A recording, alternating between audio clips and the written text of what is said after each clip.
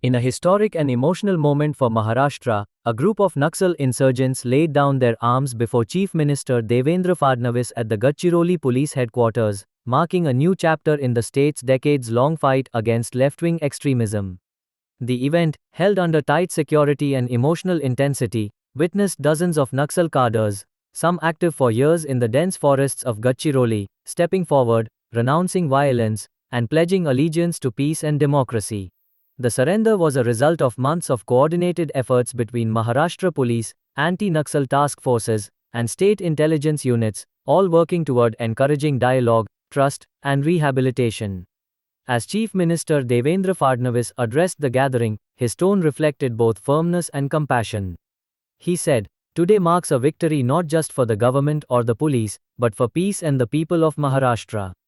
Those who have come forward to surrender have shown courage, the courage to choose life, development, and hope over fear and destruction."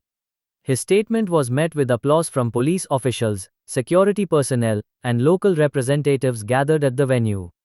Visuals from the scene show former Naxals walking in single file, their hands raised, holding white flags, as they approached a table covered in the Indian tricolor. On that table lay their surrendered weapons, rifles, revolvers, and homemade explosives, all symbolic of a past they were ready to leave behind. Each individual was received by officers from the Maharashtra Police's anti-Naxal cell, who recorded their statements and assured them of safety and support under the state's Naxal rehabilitation policy. Chief Minister Fadnavis personally interacted with some of the surrendered members, many of whom shared stories of struggle, fear, and regret. Among them were both men and women, some as young as 20, others middle-aged veterans of the insurgency who had spent years in hiding deep within Gadchiroli's forests. Many confessed that they had joined the movement as teenagers, drawn by ideology or fear, only to later realize the pain, isolation, and endless violence that came with it. For them, the chance to start anew under the government's peace and reintegration plan is a lifeline, a path back to family, community, and dignity. The surrender program ensures that each individual who lays down arms receives financial assistance, job training, and psychological counseling. The state has also set up rehabilitation centers across Naxal-affected regions, where surrendered cadres are provided with education, vocational skills, and housing assistance, helping them rejoin mainstream society. Officials from the Home Department confirmed that this latest surrender is one of the largest voluntary disarmament drives seen in the region in recent years. They emphasized that the government's development-focused approach, combined with a strong security presence, has weakened the Naxal movement in Maharashtra.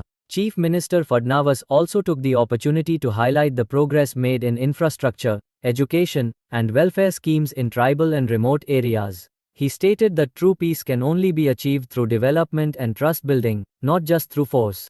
In his address, he said, "We have always believed that the solution to extremism lies in communication, not confrontation. The government's doors are open to anyone who wants to return to the path of peace. This is the message we want to send. Violence is not the answer, progress is." This surrender comes at a time when India's internal security forces have intensified their efforts to neutralize Naxal operations across multiple states, including Chhattisgarh, Jharkhand, and Odisha. However, Maharashtra's model, focusing equally on security and socio-economic outreach, has been hailed as one of the most effective in achieving long-term stability. Experts believe that the Gadchiroli surrender could trigger a domino effect across neighboring regions, encouraging more insurgents to come forward.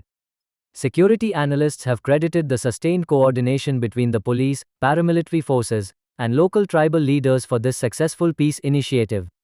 For the people of Gadchiroli, this moment represents more than just a political victory, it's a sigh of relief.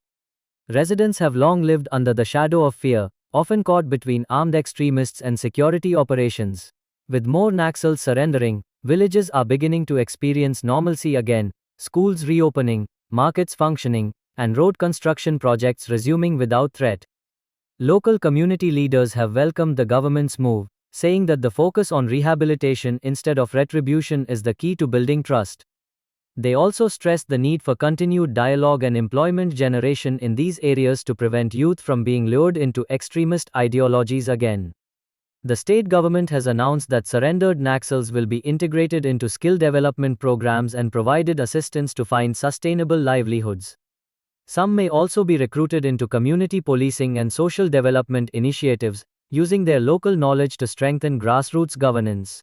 As the ceremony concluded, the atmosphere at the Gadchiroli police headquarters was one of mixed emotion, relief, pride, and cautious optimism. Officials lauded the courage of those who surrendered, emphasizing that each weapon laid down symbolizes one less life at risk. Chief Minister Fadnavis reiterated his government's commitment to ensuring that every surrendered cadre is treated with dignity and given a fair chance at rebuilding their life. He added, "Peace is not a one-day achievement.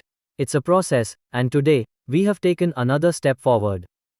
The visuals from the event, of rifles stacked neatly, flags waving, and former insurgents bowing before the tricolor, are now being seen as a defining image of Maharashtra's peace journey. As India continues its broader mission to eradicate extremism, the Gadchiroli surrender stands as a symbol of what can be achieved through persistence, compassion, and commitment to dialogue.